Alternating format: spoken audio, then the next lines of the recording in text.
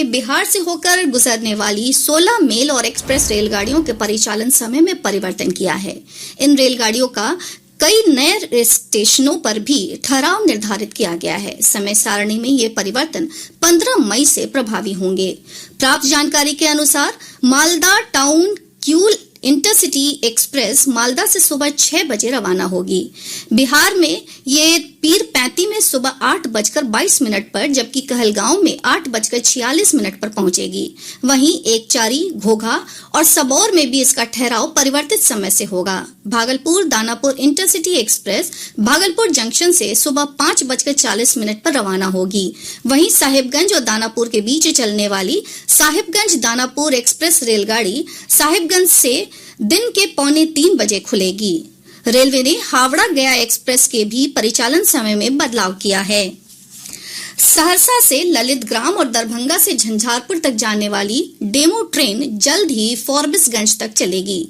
समस्तीपुर मंडल के डीआरएम आलोक अग्रवाल ने बताया कि इस संबंध में रेलवे बोर्ड को प्रस्ताव भेजा गया था, जिसे बोर्ड ने अपनी मंजूरी दे दी है। चक्रवाती तूफान मोखा बांग्लादेश के तट पर पहुंच चुका है। इसके चलते आसपास के क्षेत्रों में तेज हवा के साथ भारी बारिश हो रही है। मौसम विभाग ने कहा है कि प्रदेश में इसका आंशिक असर देखने को मिलेगा। तूफान के प्रभाव से अगले 48 घंटों के दौरान अररिया और सुपौल सहित सीमांचल के कई जिलों में हल्की बारिश होने की संभावना है। वहीं पटना, गया, नालंदा, सीतामढ़ी, मुजफ्फरपुर और समस्तीपुर समेत आसपास के कई जिलों में भी बादल छाए रहेंगे।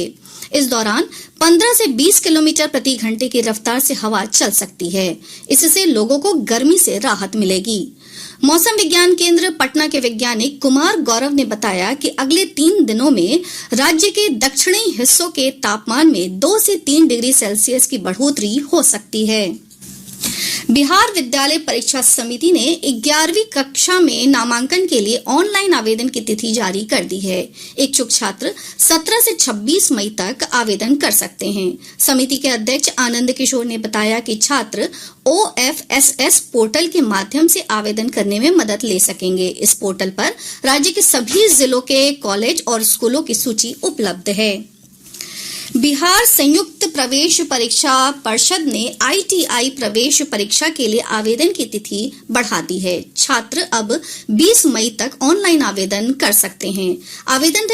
आवेदन की अंतिम तिथि कल समाप्त हो गई थी। वहीं राजस्व एवं भूमि सुधार विभाग के अधीन संविदा के पदों पर नियुक्ति के लिए भी बोर्ड ने आवेदन की तिथि बढ़ाकर 22 मई कर दी है। इस वर्ष गर्मी की छुट्टी में 6ठी और 7वीं कक्षा के बच्चों के लिए समर कैंप लगाया जाएगा। शिक्षा विभाग के अपर मुख्य सचिव दीपक कुमार सिंह ने बताया कि 1 जून से 30 जून के बाद ये कैंप गांव और टोला स्तर पर लगाए जाएंगे। उन्होंने बताया कि इस शिविर में 10 से 15 बच्चे शामिल होंगे। शिविर की पूरी तैयारी 25 मई तक कर लेने का निर्देश प्रधान अध्यापकों को दिया गया है। श्री सिंह ने कहा कि इस शिविर में बच्चे बुनियादी शिक्षा और गणित में दक्षता प्राप्त करेंगे। योजना की निगरानी जिला शिक्षा पदाधिकारी और सर्व शिक्षा अभियान के जिला कार्यक्रम पदाधिकारी करेंगे। उमस भरी गर्मी के मौसम में चमकी बुखार, AES और जापानी मस्तिष्क ज्वर से बचाव को लेकर मुजफ्फरपुर और आसपास के जिलों में जागरूकता अभियान तेज कर दिया गया है। मुजफ्फरपुर जिले के मुसहरी, बोचहा, मीनापुर, कांटी और मोतीपुर प्रखंड में पिछले कई वर्षों से चमकी बुखार के मामले सामने आते रहे हैं। इन प्रखंडों में स्वास्थ्य विभाग की टीम अभिभावकों से बच्चों को खाली पेट नहीं रखने और ORS के बारे में जागरूक कर रही है। मुंगेर जिले में 2 अरब 27 करोड़ रुपए की लागत से सिंचाई व्यवस्था को दुरुस्त किया जाएगा। इससे किसानों की सिंचाई की समस्या का समाधान होगा, वहीं उत्पादन बढ़ने से किसान खुशहाल होंगे।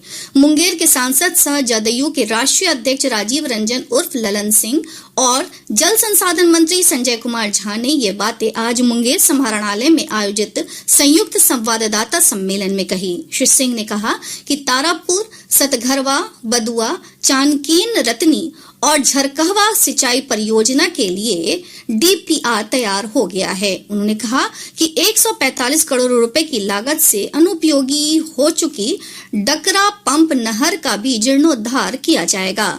सांसद ने बताया कि मुंगेर से सुल्तानगंज होते हुए भागलपुर NH 80 के चौड़ीकरण का कार्य भी आरंभ कर दिया गया है।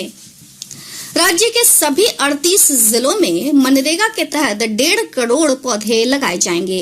राज्य के ग्रामीण विकास विभाग ने 15 जून के बाद बड़े पैमाने पर पौधारोपण की तैयारियां शुरू कर दी हैं। पौधे राज्य की सड़कों, खाली जमीन, नदी, तालाब और नहरों के किनारे लगाए जाएंगे। मनरेगा के तहत पौधारोपण से जहां स्थानीय कामगारों को रोजगार मिलेगा, वहीं भविष्य के लिए वृहद संपदा भी तैयार होगी। राज्य के 38 प्रखंड मुख्यालयों में सब्जी बाजार का निर्माण किया जाएगा। इसके निर्माण पर 28 करोड़ रुपए से अधिक की राशि खर्च होगी। सहकारिता विभाग के अनुसार हर प्रखंड में सब्जी बाजार 10,000 वर्ग फीट में बनाया जाएगा। बाजार परिसर के अंदर ही सब्जियों की छटनी, ग्रेडिंग और पैकेजिंग की व्यवस्था होगी। सब्जियों को खराब होने से बचाने के लिए 10 टन की क्षमता वाले मल्टी चेम्बर कोल्ड स्टोरेज का निर्माण भी किया जाएगा। सब्जी बाजार में किसानों को बीज, खाद और कीटनाशक के साथ अन्य सुविधाएं भी उपलब्ध होंगी। महान स्वतंत्रता सेनानी बैकुंठ शुक्ल की पुण्यतिथि पर आज उन्हें भावभीनी श्रद्धांजलि अर्पित की गई। इस अवसर पर मुजफ्फरपुर में श्रद्धांजलि सभा का आयोजन किया गया, जिसमें विधान परिषद के सभापति देवेश चंद्र ठाकुर भी शामिल हुए। इस अवसर पर स्थानीय लोगों ने गया केंद्रीय जेल और पटना के बैरिया ISBT का नामकरण बैकुंठ शुक्ल के नाम पर करने की मांग की। मुंगेर के श्री कृष्ण पुल के पास मोटरसाइकिल और ट्रक की भीषण टक्कर में 2 युवकों की मौत हो गई, वहीं एक युवक गंभीर रूप से घायल हो गया। कैमूर पुलिस ने जिले के विभिन्न थाना क्षेत्रों से मोटरसाइकिल चोरी के मामले में एक नाबालिग सहित 4 अपराधियों को गिरफ्तार किया है। अपराधियों के पास से चोरी के 3 मोटरसाइकिलें बरामद की गई है। शेखपुरा में उत्पाद सिपाही भर्ती परीक्षा के दौरान ब्लूटूथ से नकल करते हुए एक परीक्षार्थी को गिरफ्तार किया गया है। बेतिया नगर निगम की महापौर गरिमा देवी सिकारिया ने जगदम्बा नगर क्षेत्र में 2 करोड़ 86 लाख की लागत से बनने वाले शवदाह की आज निविदा जारी की। बिहार लोक सेवा आयोग ने राज्य में शिक्षक नियुक्ति परीक्षा का पाठ्यक्रम जारी कर दिया है। इस पाठ्यक्रम के आधार पर प्राथमिक, मध्य माध्यमिक और उच्च माध्यमिक श्रेणी के कुल 1,78,000 शिक्षकों के चयन के लिए परीक्षा आयोजित होगी। BPSC ने कहा है कि शिक्षक भर्ती परीक्षा में 2 पेपर होंगे। वहीं सामान्य अध्ययन के अंकों से मेरिट लिस्ट का निर्धारण किया जाएगा। परीक्षा में गलत उत्तर देने पर अंक भी काटे जाएंगे। आयोग ने कहा है कि सामान्य अध्ययन विषय की परीक्षा 150 अंकों की होगी। वहीं भाषा संबंधी पेपर को क्वालिफाइंग पेपर के रूप में रखा गया है। इसमें केवल पास होना जरूरी होगा। परीक्षा के प्रश्न वस्तुनिष्ठ और बहुविकल्पीय होंगे। परीक्षा में मेधा निर्धारण के लिए सामान्य वर्ग के शिक्षकों को 40%, पिछड़ा वर्ग को 36.5, अत्यंत पिछड़ा वर्ग को 34 तथा SC/ST महिला और दिव्यांग को 32% न्यूनतम अंक लाना अनिवार्य होगा। आयोग के एक अधिकारी ने बताया कि प्राथमिक, माध्यमिक और उच्च माध्यमिक विद्यालयों के शिक्षकों के लिए अलग अलग परीक्षाओं का आयोजन किया जाएगा। राज्य मंत्रिमंडल से स्वीकृति मिलने के बाद शिक्षा विभाग ने प्रारंभिक विद्यालय के शिक्षकों को अप्रैल माह के वेतन के लिए 600 करोड़ रुपए जारी कर दिया है। इस राशि से राज्य के 3.5 लाख से अधिक प्रारंभिक विद्यालयों के शिक्षकों के वेतन का भुगतान किया जाएगा। बिहार शिक्षा परियोजना परिषद के राज्य परियोजना निदेशक B कार्तिकेय धनजी ने सभी जिला शिक्षा पदाधिकारियों और जिला कार्यक्रम पदाधिकारियों को वेतन भुगतान सुनिश्चित करने का निर्देश दिया है। प्रदेश में भूमि विवाद के निपटारे के लिए भूमि सुधार उपसमहर्ता DCLR के न्यायालय में ऑनलाइन शिकायत दर्ज की जा सकेगी। राजस्व और भूमि सुधार मंत्री आलोक कुमार मेहता ने बिहार भूमि विवाद निराकरण अधिनियम 2009 के अंतर्गत ऑनलाइन शिकायत दर्ज करने की शुरुआत की। उन्होंने कहा कि अब लोगों को DCLR के न्यायालय में उपस्थित होना आवश्यक नहीं होगा। मंत्री ने कहा कि किसी भी मामले के दायर होने के 90 दिनों के भीतर सुनवाई पूरी कर ली जाएगी। साथ ही असंतुष्ट पक्ष को प्रमंडलीय आयुक्त के यहां अपील करने के लिए 30 दिनों का समय दिया जाएगा। राज्य के 27 जिलों में खुलने वाले 36 नए उत्पाद थाने 1 जून से काम करने लगेंगे। भोजपुर, दरभंगा, पूर्वी चंपारण, मधुबनी, समस्तीपुर, सारण, सीतामढ़ी, सिवान और सुपौल जिले में 2-2 अनुमंडलों को मद निषेध थाना के रूप में चिन्हित किया गया है। शेष 18 जिलों में एक नया उत्पाद थाना होगा। वर्तमान में राज्य में 44 उत्पाद थाने कार्यरत हैं। नए उत्पाद थाने खुलने के बाद इनकी कुल संख्या बढ़कर 80 हो जाएगा लिया गया है। प्रधानमंत्री नरेंद्र मोदी इस महीने की 28 तारीख को आकाशवाणी से मन की बात कार्यक्रम में देश विदेश के लोगों के साथ अपने विचार साझा करेंगे।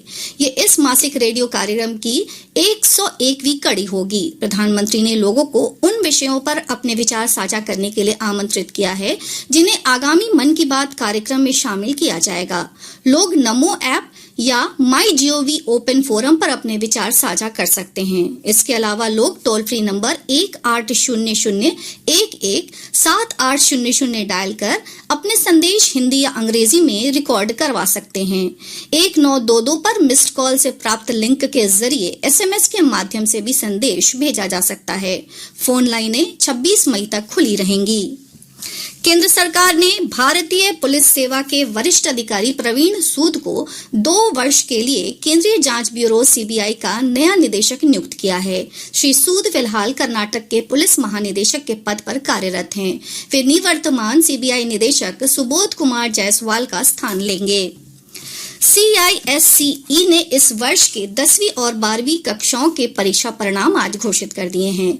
10वीं में लगभग 99% और 12वीं में लगभग 97% परीक्षार्थी पास हुए हैं। 12वीं की परीक्षा में 99.75% अंक लाकर 5 परीक्षार्थी संयुक्त रूप से टॉपर बने हैं। वहीं 10वीं में 9 परीक्षार्थियों ने 99.8% अंक प्राप्त कर देश भर में पहला स्थान पाया है। इस वर्ष CISCE की परीक्षा में 2,50,000 परीक्षार्थी शामिल हुए थे।